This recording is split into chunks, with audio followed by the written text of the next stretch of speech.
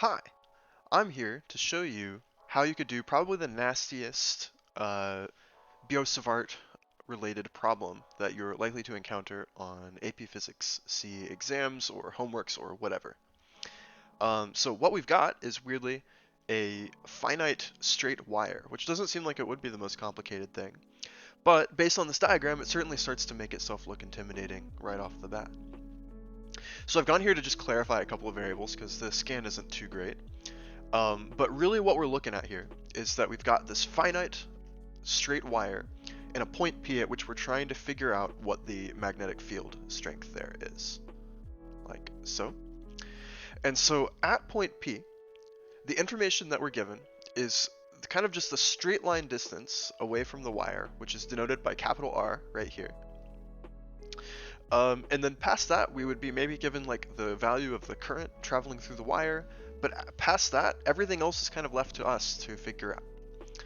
And so, like always, we're going to start with the Biosavart law, which is, put simply, the at least tiny amount of magnetic field due to a tiny amount of wire is equal to the permeability of free space, mu naught, times the current running through the wire, times the cross product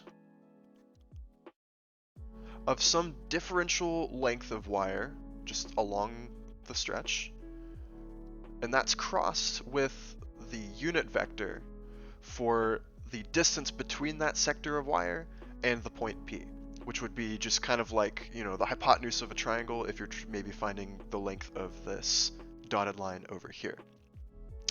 That's all divided by the actual magnitude of that vector r. So all this unit vector here is doing is kind of separating the direction from the magnitude to make everything look a little bit prettier overall. Okay, so first off, let's get our bearings here. That equation doesn't really line up perfectly with our variables here. So what we need to do is first establish what is our coordinate system along the wire. In which case, this image kind of gives us a head start on that. This is generally the recommended way. So you take kind of where the point P is just directly above the wire, and you measure some distance x away from that point O, which we'll call the origin. Okay, and then a tiny little sliver of this section of x is going to be our value dx. In this case, this is effectively going to be the same thing as the dl that's in the Biosavart law over here. So past that, this problem looks like you'd be integrating with respect to r, because that's how this equation's already kind of set up, right? Or at least you'd be integrating with respect to x, or something that r is dependent on. But that's really not recommended because the integral's a little bit ugly. And one of the things that, you know, is pretty important in physics is to save yourself as much work as humanly possible. And so what we're going to do here is use some clever trig to actually do a thing where we integrate through the angle that r is with respect to the wire instead. So that would be these thetas here, theta 1 and theta 2, which are kind of just the evolution as you kind of move through the wire. Notice we start with some angle, theta 1 here, it looks acute. And let's say as we get closer and closer to point O, this angle theta will become 90 degrees because it'll be kind of 90 degrees between R and the wire. And then if we keep going, we actually keep that same angle. And now, kind of like me in my chair here, the angle gradually gets more obtuse as it goes past 90, and we end up with some obtuse theta 2 over here. That's how you should be animating this out in your head. And now I'm going to show you how we can kind of get that and integrate over it. We don't really have to worry about it too much. Okay, so first off, let's go ahead and get the Biosavart law in terms of everything we have. I'm actually going to take the constants out here, so we just have to worry about our scary variable stuff. Okay, so it'll be mu naught I, both constants, times, well, we're using dx here. So it's actually going to be dx times sine of theta. Where we're getting that sine of theta is that a cross product, A cross B, can also be described as the magnitude of dl times the magnitude of r, which is 1, times the sine of the angle between them. So dx has some value, we don't know what it is, but it's there. R has just a value of 1 times sine theta. That's where we're getting this. And then we're dividing all of that by r squared. That's our equation. Okay, so obviously this isn't a perfect integral yet. We don't really have anything that is in terms of x explicitly or in terms of theta. So there's a couple of things that we need to do. First off, we need to figure out what to do with dx, because again, we want to integrate through theta. So sine theta is exactly where it needs to be. That function we don't need to worry about at all. Instead, what we should focus on is getting dx and this r squared term right here in terms of theta. In addition to that, we also at some point need to make sure that we get some sort of d theta in this so that it becomes a valid integral. So we're going to start with r, and in order to do that, well, we're going to go over here to this kind of drawing again and just say, okay, well, at the very least, we definitely have a right triangle system in which we can use this r as just kind of a constant, vertical side of our triangle. And so in general, I'm just going to draw kind of a generic right triangle here, like so. We can just establish that vertical distance r as a constant. That's just going to be there the whole time. And then of course the hypotenuse of that is going to be our vector r, which is in this equation. And then along the horizontal here is going to be that distance x from the origin. So that'll be like so. Okay, so now another thing is we have some sort of angle that's going to be with respect to the wire right here that we could use to gradually transition everything in terms of theta. So our first step here is to just get a basic equation for r, which is pretty nice. It's just going to be something like r equals square root of x squared plus r squared, and that's the day. This would be nice if we wanted to integrate with respect to x. However, another way that we could think about it is, well, let's see here. We don't really like x too much because, again, we want to avoid other variables if we can help it. But r is a constant that ideally we're given in the problem. So, alternatively, we could go a separate route of saying, okay, well, the sine of theta, we don't know what theta is, but we can say that the sine of theta is equal to the opposite side, r, over the adjacent side, little r.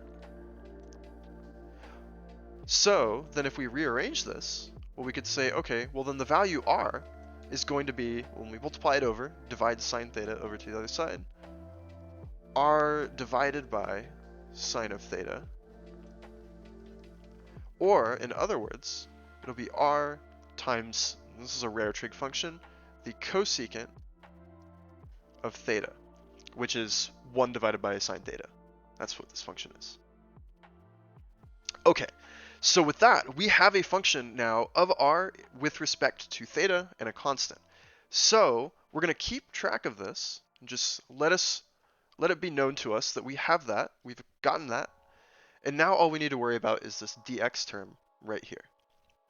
So we're actually going to use the exact same trick, and this time we're going to use tangent. So if we say that the tangent of theta is equal to the opposite over the adjacent, so r divided by x, okay, well then we can rearrange this to say that x is equal to r over tangent theta, or in other words, r times the cotangent of theta. Okay, and now that's great, we have that, but that's not exactly what dx is. Instead, in order to find dx, we're going to say, alright, well then dx, or the derivative of x with respect to theta, dx over d theta, equals r times whatever the derivative of cotangent of theta is. Now, if you're up to speed with all of your crazy derivatives and stuff, you'll find that the derivative of cotangent is negative cosecant squared of theta. And to round things out, remember this d theta term down here is technically a value. This is just one value divided by the other.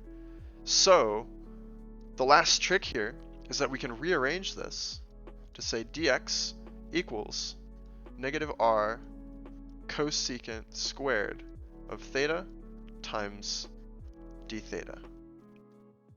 Okay, now that's our other term. So we've gotten both problems squared away. So now let's go back to this overarching function and sub everything in.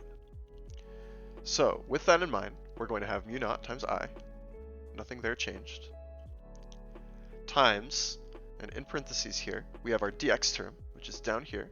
It's going to be negative r times cosecant squared theta times d theta times that original sine theta that we didn't have to do anything with, divided by this r term squared. So that's just going to be r squared times cosecant squared of theta. Okay, this looks terrifying, but let us rejoice in the fact that we have a lot of cancellations that can happen here. First off, this r in the numerator goes away because we have r squared in the denominator. So we'll just get rid of that little square there to indicate we still have an r left over. And then check this out. So those cosecants, I'm pretty sure you were thinking this entire time, were so gross and so ugly and you hated seeing them. So what we're going to do now here is to say, okay, well, thankfully, we have a cosecant squared in the numerator canceled out by a cosecant squared in the denominator. So all of that weird cosecant stuff we've been doing this entire time ultimately meant absolutely nothing in the end. And so what we're left with is a dB term that looks like this. Negative mu naught I times sine of theta d theta divided by r, I believe. And that's all we got. Okay, and so to round this out, if you wanted to find the magnitude of the magnetic field at some point P along the side of a finite wire, well, as long as we're given this range of angles here, which could happen, then what you'll do is just say, all right, well, the magnetic field is going to equal mu naught I over r, technically negative. All right, those are all constants. And then integrate from theta 1 to theta 2 the sine of theta with respect to theta. Which ultimately, well, the integral of sine of theta with respect to theta is negative cosine theta. So that negative sign goes away too. And we end up with mu naught I over r parentheses cosine theta 2 minus cosine theta 1. And that is the answer to this particular problem. Pretty cool. Very interesting derivation process. But I hope you learned something about how we can definitely use trig to our advantage here. And if you're curious and want to see how it could be integrated with distances as well, you employ a lot of the same tactics, and in fact you have a lot less substitution that you need to do. All you really need to do in that situation is kind of go up here with that r value. It's just that you have a much uglier integral to deal with. But anyway, hopefully you enjoyed this, and I'll catch you on the next one. Peace.